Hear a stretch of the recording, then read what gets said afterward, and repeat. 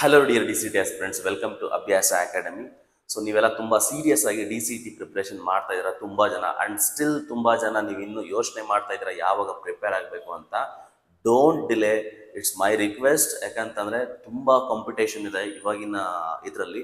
So ಹಾಗಾಗಿ ನಿಮ್ಮ DCT ಪ್ರಿಪ್ರೇಷನ್ಗೆ helpful ಆಗಲಿ ಅಂತ ನಾವು ಎಕ್ಸಾಮಿನೇಷನಲ್ಲಿ ಏನು 23, 24, 25 ಎಕ್ಸಾಮ್ಸ್ ಇದೆ, ಈ ಎಕ್ಸಾಮ್ಸಲ್ಲಿ ಫ್ರೀಕ್ವೆಂಟ್ಲಿ ಆಸ್ಕ್ಡ್ ಟಾಪಿಕ್ಸ್ ಏನಿದೆ, ಎವ್ರಿ ಟೈಮ್ ರಿಪೀಟ್ ಆಗಿರೋಂಥ ಟಾಪಿಕ್ಸ್ ಇದೆ, ಏನು 5 ಸಬ್ಜೆಕ್ಟ್ಸ್ ಇದೆ, 5 ಸಬ್ಜೆಕ್ಟ್ಸಿಂದ ನಾವು ಪ್ರೀವಿಯಸ್ ಇಯರ್ನ ಅನಾಲಿಸಿಸ್ ಮಾಡಿ ಅದರಿಂದ ಫ್ರೀಕ್ವೆಂಟ್ಲಿ ಮೋಸ್ಟ್ ಇಂಪಾರ್ಟೆಂಟ್ ಟಾಪಿಕ್ಸ್ನ ಸೀರೀಸ್ನ ಮಾಡ್ತಾ ಇದ್ದೀನಿ.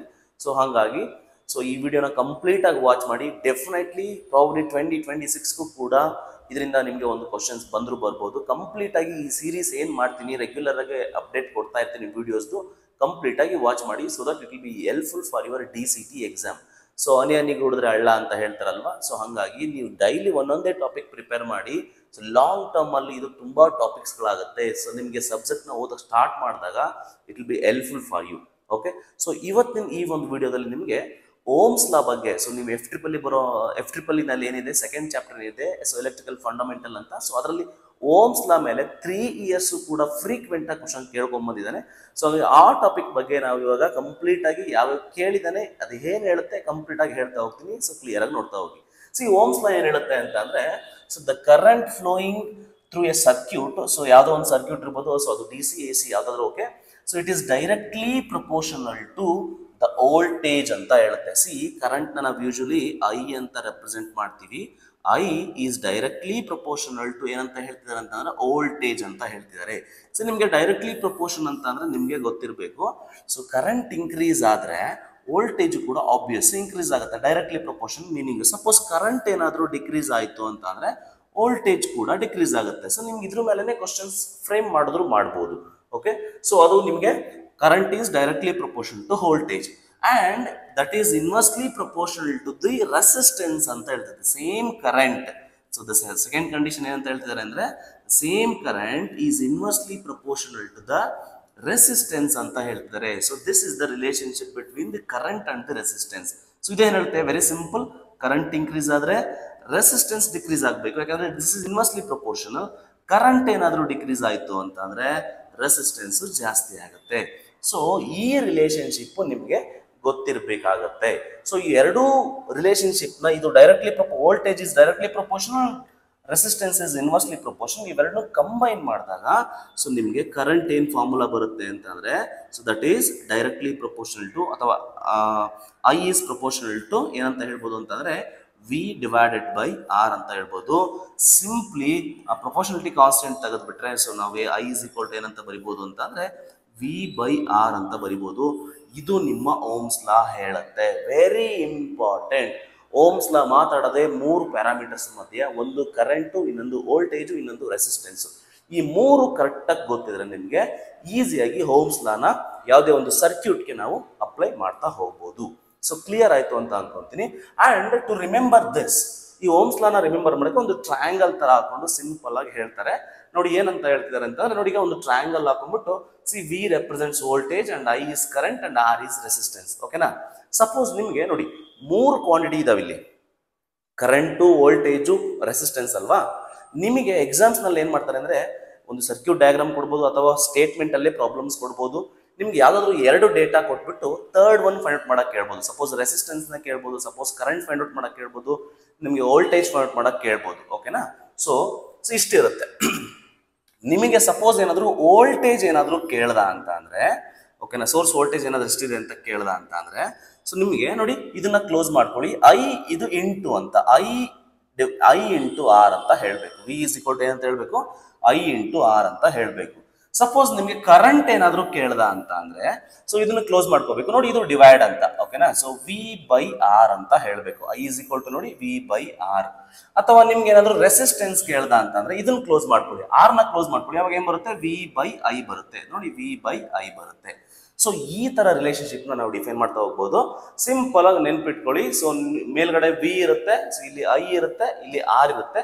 ಯಾವ್ದನ್ನ ಕೇಳಿದಾನೆ ಅನ್ನೋದು ನೋಡಿಕೊಂಡು ಆ ಫಾರ್ಮುಲಾ ನೆನ್ಪಿಟ್ಕೊಳ್ಳೋಕೆ ಇದೊಂದು ರೀತಿ ಅಷ್ಟೇ.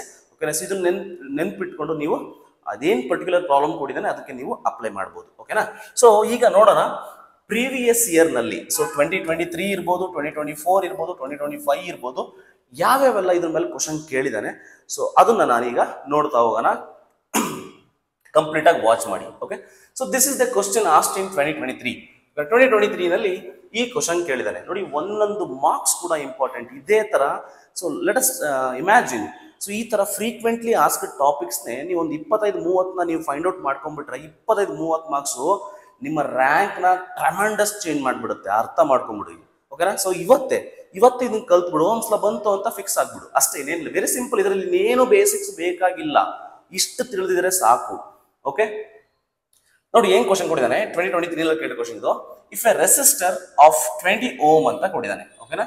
ಸೊ ರೆಸಿಸ್ಟರ್ ಕೊಟ್ಟಿದ್ದಾನೆ. ಸೊ ರೆಸಿಸ್ಟರ್ ಎಷ್ಟು 20 ಓಮ್ ಅಂತ ಹೇಳ್ತಾರೆ. So it is the unit ohm ಅನ್ನೋದು. So connected across a source of 5 volts ಅಂತ ಕೊಟ್ಟಿದ್ದಾನೆ. ಸೊ ವೋಲ್ಟೇಜ್ ಸೋರ್ಸ್ ಕೊಟ್ಟಿದ್ದಾನೆ. ಸೋರ್ಸ್ ವೋಲ್ಟೇಜ್ ಎಷ್ಟಿದೆ ಇಲ್ಲಿ? V is equal to ಎಷ್ಟು ಕೊಟ್ಟಿದ್ದಾನೆ?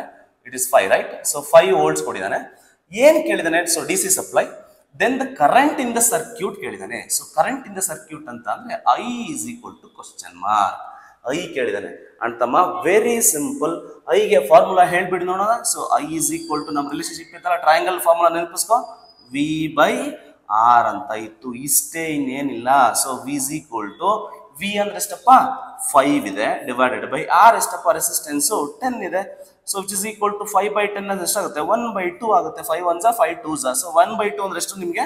0.5. ಐಗೆ ampere, current is in amperes. So amperes ಅಂತ ಹೇಳ್ಬೋದು. So I is equal to ನಿಮ್ಗೆ ಏನ್ ಬಂತು? 0.5 ಆಂಪಿಯರ್ಸ್ ಅಂತ ಹೇಳ್ಬೇಕು. ವೆರಿ ಸಿಂಪಲ್, ಎಲ್ಲರೂ ಮಾಡಬಹುದಾದಂತಹ ಪ್ರಾಬ್ಲಮ್ಸ್ ಇವು. ಓಕೆನಾ? ಸೊ ಮಿಸ್ ಮಾಡ್ಕೊಳಕ್ ಹೋಗ್ಬೇಡ. ಸೊ ಅದ್ರ 2024 ನಲ್ಲಿ ಏನ್ ಕ್ವಶನ್ ಕೇಳಿದಾನೆ ನೋಡ್ಬೋಣ. ಇದು 2024 ನಲ್ಲಿ ಕೇಳಿರೋದು. ಇಲ್ಲಿ ಏನೂ ಕೇಳಿಲ್ಲ ಅವನು. The relationship between the voltage, current and resistance ಕೇಳಿದಾನೆ. ಸೊ ಇಲ್ಲಿ ಓಮ್ಸ್ ಲಾ ಅಂತ ಮೆನ್ಷನ್ ಮಾಡಲ್ಲ ಅವನು. ನೀನ್ ರಿಲೇಶನ್ಶಿಪ್ ಕೊಡಿ ಅಂತ ಕೇಳ್ತಾನೆ. ಆಬ್ವಿಯಸ್ಲಿ ವೋಲ್ಟೇಜು, ಕರೆಂಟು, ರೆಸಿಸ್ಟೆನ್ಸ್ ಬಗ್ಗೆ ರಿಲೇಶನ್ಶಿಪ್ ಕೊಡೋದೇ ನಮ್ಮ ಓಮ್ಸ್ ಲಾ. ಓಕೆನಾ? ಸೊ ಆಬ್ವಿಯಸ್ ಆಗಿ ನೋಡ್ತಾ ಹೋದ್ರೆ I is equal to VR ಅಂತ ಇದೆ. So this is not the relation and this is not the relation. And V is equal to IR ಆಗುತ್ತೆ.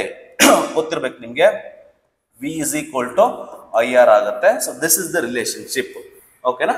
So option C is correct ಅಂತ ಹೇಳ್ಬೋದು. ಇದರಲ್ಲಿ ಏನು ಕ್ಯಾಲ್ಕುಲೇಷನ್ ಇಲ್ಲ, ಡೈರೆಕ್ಟ್ ಆಗಿ ನೋಡ್ಕೊಂಡು ಬರೆಯೋದಷ್ಟೇ. And this is the question asked in 2025 exam. So recent ಆಗಿ ಏನ್ ನಿಮ್ಮ ಸೀನಿಯರ್ಸ್ ಎಕ್ಸಾಮ್ಸ್ ಬರೆದ್ರು, ಅವರು ಬರೆದಿರೋ ಎಕ್ಸಾಮು ಪೇಪರ್ ಇದು. ನೋಡ್ತಾ ಹೋಗೋಣ.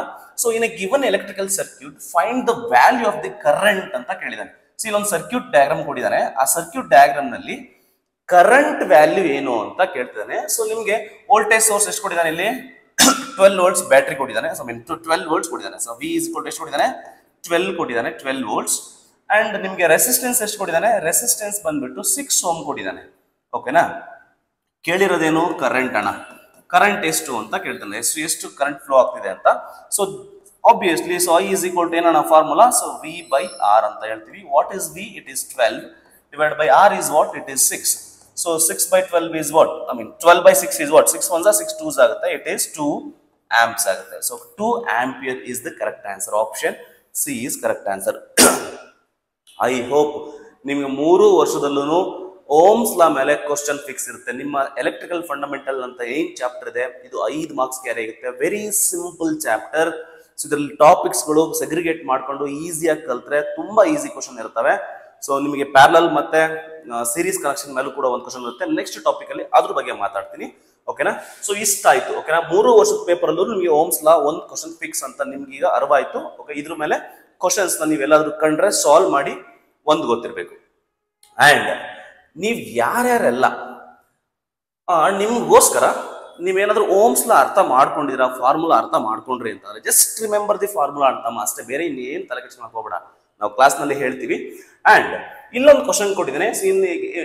ಇನ್ given electrical circuit find the value of the resistance ಅಂತ ಕೇಳಿದ್ದಾನೆ. ಸೊ 1.5 ಆಂಪಿಯರ್ ಕರೆಂಟ್ ಇದೆ. ಸೊ ವೋಲ್ಟೇಜ್ ಸೋರ್ಸ್ ಬಂದ್ಬಿಟ್ಟು 6 volts ಇದೆ. ಸೊ ಇದರಲ್ಲಿ ನಿಮ್ಗೆ ರೆಸಿಸ್ಟೆನ್ಸ್ ವ್ಯಾಲ್ಯೂ ಫೈಂಡ್ ಔಟ್ ಮಾಡಿ. What is the value of R ಅಂತ ಕೇಳಿದಾನೆ ಈ ಗಿವನ್ ಡೇಟಾಗೆ. ಸೊ ನೀವೇ ಫೈಂಡ್ ಔಟ್ ಮಾಡಿ ಆನ್ಸರ್ನ ಕಮೆಂಟ್ ಮಾಡು. ಓಕೆನಾ? ಆನ್ಸರ್ನ ಕಮೆಂಟ್ ಮಾಡು, ಗೊತ್ತಾಗುತ್ತೆ ನಿಂಗೆ ಕಲ್ತಿದ್ಯೋ ಇಲ್ವೋ ಅಂತ. ಓಕೆನಾ? ಸೊ ನೋಡಿದ ತಕ್ಷಣ ಕಮೆಂಟ್ ಮಾಡೋದನ್ನ ಮರೆಯಕ್ ಹೋಗ್ಬೇಡ. ಸೊ ದಟ್ ನನಗೆ ಗೊತ್ತಾಗುತ್ತೆ ನೀವು ಎಷ್ಟು ಜನ ಕಲ್ತಿದ್ದೀರಾ ಅಂತ. ಇಷ್ಟ ಆಗಿತ್ತು. ಅಂಡ್ ನಿಮ್ಗೆ ಏನಾದರೂ if you are a serious aspirant of DCET 2026 ಇವಾಗಿಂದಾನೆ ಪ್ರಿಪೇರ್ ಆಗ್ತಿದ್ದೀನಿ ಸರ್ ಅಂತ ಅಂದ್ರೆ ಸೊ ನಮ್ಮ ಯೂಟ್ಯೂಬ್ ಚಾನಲ್ ಸಬ್ಸ್ಕ್ರೈಬ್ ಮಾಡ್ಕೋ. ಅಂಡ್ ಯೂಟ್ಯೂಬ್ ಚಾನಲ್ ಜೊತೆಗೆ ನಿಮಗೆ ಯೂಟ್ಯೂಬ್ ಚಾನಲ್ ಎಷ್ಟೊಂದು ಫ್ರೀ ಕಂಟೆಂಟ್ಗಳನ್ನ ಕೊಡ್ತಾ ಇರ್ತೀನಿ.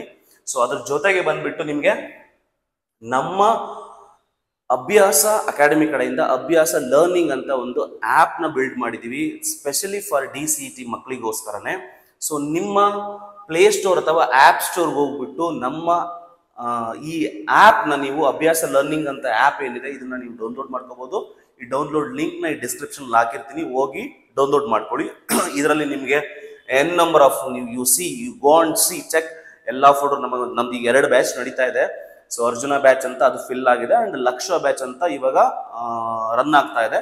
ಸೊ ಅಲ್ಲಿ ನೋಡಿ ಒಂದು ಫೋಲ್ಡರ್ಸ್ ನೋಡಿ ಎಷ್ಟು ಆರ್ಡರ್ ಆಗಿ ನಿಮಗೆ ಕ್ಲಾಸ್ ರೆಕಾರ್ಡಿಂಗ್ಸ್ ಇರ್ಬೋದು, ಮಾಕ್ ಟೆಸ್ಟ್ ಇರ್ಬೋದು, ಮೆಟೀರಿಯಲ್ಸ್ ಇರ್ಬೋದು, ವೀಕ್ಲಿ ಟೆಸ್ಟ್ ಇರ್ಬೋದು, ತುಂಬಾ ನೀಟಾಗಿ ಅಲೈನ್ ಮಾಡಿ ಕೊಟ್ಟಿದ್ದೀವಿ. ಸೊ ಯಾರೇ ಆಗ್ಲಿ ಎಲ್ರಿಗೂ ಕೂಡ ನೀಟಾಗಿ ಅರ್ಥ ಆಗೋ ತರ ಇರುತ್ತೆ ನಿಮ್ಗೆ. ಸೊ ನಿಮ್ಗೆ ಇದ್ರಲ್ಲಿ ಲೈವ್ ಕ್ಲಾಸ್ ರೆಕಾರ್ಡೆಡ್ ಎಲ್ಲ ಸಿಗುತ್ತೆ. ಮತ್ತೆ ಫ್ರೀ ಮಾಕ್ ಟೆಸ್ಟ್ ನಾವು ಏನ್ ವೀಕ್ಲಿ ಟೆಸ್ಟ್ ಮಾಡ್ತೀವಿ ಪ್ರತಿಯೊಂದು ನಮ್ಮ ಎಲ್ಲಾ ಬ್ಯಾಚ್ದು ಏನಿದೆ ಫ್ರೀ ಮಾಕ್ ಟೆಸ್ಟ್ ನ ನಿಮ್ಗೆ ಎಲ್ರಿಗೂ ಅವೈಲೇಬಲ್ ಮಾಡ್ಕೊಡ್ತೀನಿ. You can make use of it. ನೋಡಿ ಜಸ್ಟ್ ಡೌನ್ಲೋಡ್ ಮಾಡಿ, ನಿಮ್ ಅದರಲ್ಲಿ ಫ್ರೀ ಮಾಕ್ ಟೆಸ್ಟ್ ಅಂತ ಇರುತ್ತೆ. ಸೊ ಅಲ್ಲಿ ಹೋಗಿ ಕ್ಲಿಕ್ ಮಾಡಿ ನಿಮ್ಗೆ ಎಲ್ಲಾ ಟೆಸ್ಟ್ಗಳನ್ನು ಫ್ರೀಯಾಗಿ ಅಸೆಸ್ ಮಾಡಬಹುದು. ಸೊ ಆ ಟೆಸ್ಟ್ ಅಟೆಂಡ್ ಮಾಡೋದಕ್ಕಿಂತ ಮುಂಚೆ make sure that you have to prepare and attend. Simply ನೀವು ಯಾವುದೋ ಒಂದು ABC ಅಂತ ಹಾಕಿದ್ರೆ so it is of no use. Okay, ನನ್ನ ಪ್ರಕಾರ ಇದು ಗೊತ್ತಿರುತ್ತೆ. ಮತ್ತೆ ಸ್ಟಡಿ ಮೆಟೀರಿಯಲ್ಸ್ ಎಲ್ಲ ಅವೈಲೇಬಲ್ ಇರುತ್ತೆ. So first of all you go and download and ನೋಡಿ, ಓಕೆನಾ. ಸೊ ರಿಜಿಸ್ಟರ್ ಆಗಿ ನೋಡಿ ನಿಮ್ಗೆ ಏನಿದೆ ಅಂತ ಗೊತ್ತಾಗುತ್ತೆ. ಅಂಡ್ ಫ್ರಮ್ ನೌ ಆನ್ವರ್ಡ್ಸ್ ನಾವೇನ್ ಮಾಡ್ತಾ ಇದೀವಿ ಅಂತಂದ್ರೆ ನಿಮಗೋಸ್ಕರ ಟೆಲಿಗ್ರಾಮ್ ನ ಸ್ವಲ್ಪ ಆಕ್ಟಿವೇಟ್ ಮಾಡ್ತಾ ಇದೀವಿ. ಇಷ್ಟು ಸ್ವಲ್ಪ ಸೈಲೆಂಟ್ ಆಗಿತ್ತು, ಇನ್ನು ಮುಂದೆ ಆಕ್ಟಿವೇಟ್ ಮಾಡ್ತಾ ಇದೀವಿ. ನಿಮ್ಗೆ ಟೆಲಿಗ್ರಾಮ್ ಲಿಂಕ್ ಕೂಡ ಈ ಡಿಸ್ಕ್ರಿಪ್ಷನ್ ಹಾಕಿರ್ತೀನಿ. ಸೊ ನಮ್ಮ ಟೆಲಿಗ್ರಾಮ್ ಲಿಂಕ್ ಏನಿದೆ so DCET study and info ಅಂತ, ಅಲ್ಲಿಗೆ ನೀವು ಜಾಯಿನ್ ಆಗಿ ಅಲ್ಲಿ ನಿಮ್ಗೆ ಕ್ವಿಸಸ್ಗಳಾಗಿರ್ಬೋದು, ಮೆಟೀರಿಯಲ್ಸ್ ಆಗಿರ್ಬೋದು, ಕ್ಲಾಸ್ ಲಿಂಕ್ಸ್, ಯೂಟ್ಯೂಬ್ ಲಿಂಕ್ಸ್ ಎಲ್ಲ ಅಪ್ಡೇಟ್ಸ್ಗಳು ನಾನು ಈ ಟೆಲಿಗ್ರಾಮ್ ಚಾನಲ್ ಅಲ್ಲಿ ನಾನು ನಿಮ್ಗೆ ಪ್ರೊವೈಡ್ ಮಾಡ್ತಾ ಹೋಗ್ತೀನಿ. ಅರ್ಥದಲ್ವಾ? ಸೊ ಯಾರೆಲ್ಲ ನಿಮ್ಗೆ ಲಕ್ಷ ಬ್ಯಾಚ್ಗೆ ಜಾಯಿನ್ ಆಗಬೇಕು ಅಂತಿದ್ದೀರಾ, ನಿಮ್ಗೆ ಇದೇ ತಿಂಗಳು 30th ವರೆಗೂ ಆಫರ್ ಇದೆ. ಸೊ ನಿಮ್ಗೆ ನಾಮಿನಲ್ ಫೀಸ್ ನಲ್ಲಿ ನಿಮ್ಗೆ ಕೋಚಿಂಗ್ ನ ಪ್ರೊವೈಡ್ ಮಾಡ್ತಾ ಇದೀವಿ, ರೆಕಾರ್ಡೆಡ್ ಎವ್ರಿಥಿಂಗ್. ಓಕೆನಾ, ನೀವು ಇಂಥದ್ದು ಇಲ್ಲ ಅನ್ನಂಗಿಲ್ಲ. ಸೊ ಮತ್ತೆ ಇವಾಗ ನೀವೇನಾದ್ರು ಜಾಯಿನ್ ಆದ್ರಿ ಅಂತಂದ್ರೆ ನಿಮಗೆ ಶಾರ್ಟ್ ಟರ್ಮ್ಗೂ ಫ್ರೀ ಇರುತ್ತೆ, ಕ್ರ್ಯಾಶ್ ಕೋರ್ಸ್ಗೂ ಫ್ರೀ ಇರುತ್ತೆ. ನಿಮ್ಗೆ ತುಂಬಾ ಸರಿ ಸಿಲೆಬಸ್ ನ ರಿವೈಸ್ ಮಾಡ್ಕೊಂತ ಹೋಗ್ಬೋದು before joining. So you ask your friends, ಯಾರ್ಯಾರು ನಮ್ಮಲ್ಲಿ ಜಾಯಿನ್ ಆಗಿದ್ರೆ ಅವ್ರನ್ನ ಕೇಳಿ ಒಂದ್ಸರಿ ಕ್ವಾಲಿಟಿ ಆಫ್ ದಿ ಕ್ಲಾಸ್ ಯಾವ ತರ ಇರುತ್ತೆ ಅಂತಂದ್ರೆ ಫೈನಲಿ ದ ಕ್ವಾಲಿಟಿ ಮ್ಯಾಟರ್ಸ್. ಓಕೆನಾ, thank you so much. Video ಇಷ್ಟ ಆಗಿತ್ತು ಅಂತಂದ್ರೆ ನಿಮ್ಮ ಫ್ರೆಂಡ್ಸ್ ಶೇರ್ ಮಾಡಿ. ಬಾಯ್.